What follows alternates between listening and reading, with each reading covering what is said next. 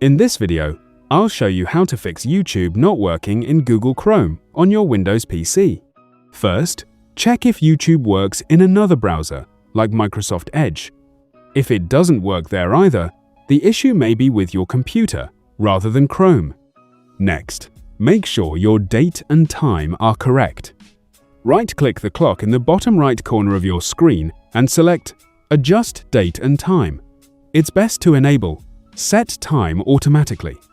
After that, restart Chrome, refresh YouTube, and see if the problem is fixed.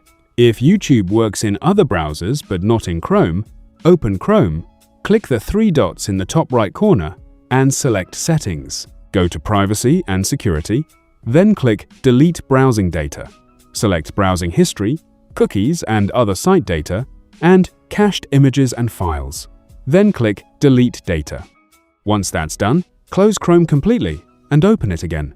Visit YouTube and check if it's working normally. If you found this video helpful, subscribe to our channel.